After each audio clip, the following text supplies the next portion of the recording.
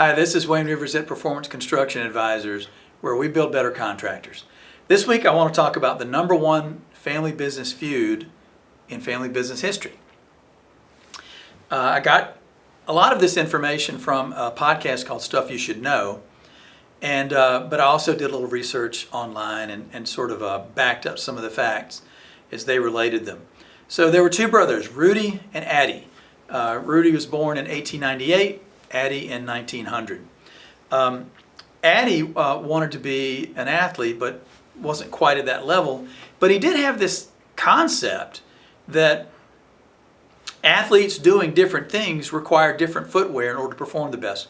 So soccer shoes shouldn't be the same as track shoes, and track shoes shouldn't be the same as weightlifting shoes, and all those kinds of things, which was revolutionary at the time. So he started up a company in about 1919 in his mother's bathroom, of all places. And in World War I, he had to sort of take a hiatus from the company because he was drafted as a soldier in the Army. So as he got back from the Army, Rudi joins Adi. So Rudi, the older brother, Adi, the younger. Adi was the technical guy, the inside guy. Rudi was the sales guy, the outside guy. They made a really good team.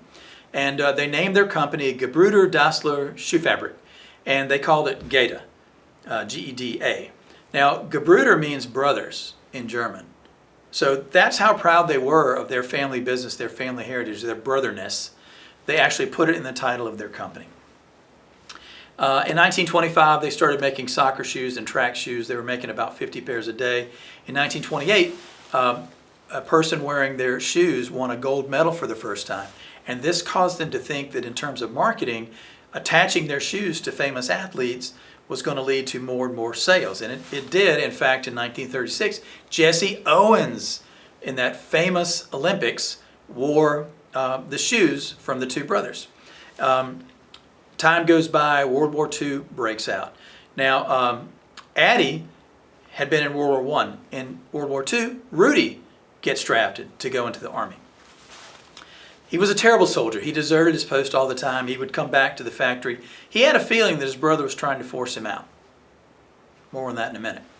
In 1945, the tension breaks out into the public for the first time.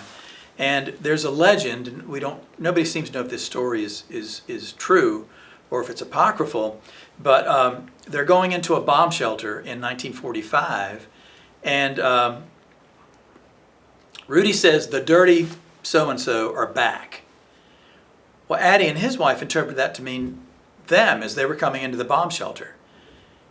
What Rudi always said was that he was talking about the Allied bombers coming over, they're coming to bomb us again. Who would like that?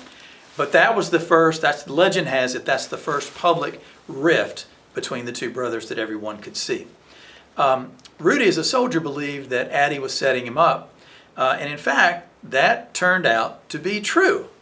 So Adi set up his brother to keep him away from the business, to be arrested both by the German army and also interred by the Allies once the war was over. He actually did that to his own brother to keep him away from the business.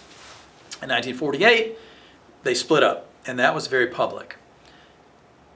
One brother took a factory over here, a river bisected the town, the other brother took a factory over there, and the town became known as the town of bent necks. Why?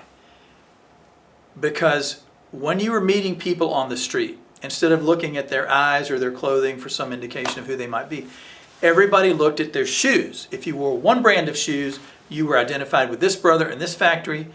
Another brand of shoes, you were identified with the other brother and that factory. They had separate bars, sports teams, bakeries, grocery stores, separate everything. The town of bent necks. Can you imagine a family business feud spilling out not just into the broader family, but spilling out into the very city where the brothers operate their businesses? The feud continued. Pele was the number one soccer player in the world in the 60s and 70s, and the two brothers got together and they agreed that neither would pursue Pele because even though he was the most spectacular player and him wearing their shoes would have been a great payoff, it would be too expensive. It would have bankrupted either one of the businesses. Well, one of the brothers did, that would be Rudi, did sign up Pele. And Pele famously stopped at the very beginning of a World Cup match to tie his shoes so the camera would focus on him and the shoes, and it was a big payoff for Rudi's company. Okay, in 1974, Rudi was sick and on his deathbed, and he wanted to bury the hatchet once for all, and he asked to see his brother Adi. Adi refused to come to his brother's bedside, and Rudi passed. In 1978, Adi passed as well. So these guys have been gone for a long time. If you didn't already know, the name of the original company is Adidas. The name of Rudi's company is Puma. These companies are still in the top 3 shoe brands in the world. What's the number 1 shoe brand in the world? And this is a family business lesson. The number 1 shoe brand in the world is Nike.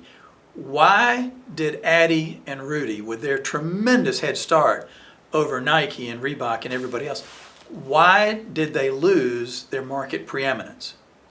Because they were so focused on their family business feud, the petty things that they were able to do to each other, the town of bent necks, etc., etc. They were so focused inwardly, they didn't see this outward threat coming.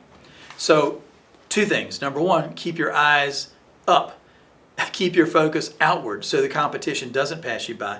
And the second thing, if you find yourself in a toxic situation, don't let it go for, almost 30 years between the 2 brothers. Go ahead and find a way to get yourself into a healthier environment, whether that means leaving the family company, starting a separate company, whatever it means. Get out of that toxic environment and don't become almost a cliche in this sense of what a family business feud looks like. What tips do you have? We'd like to hear them. Send me an email to wrivers@performanceconstruction.com. This is Wayne Rivers at PCA, where we build better contractors.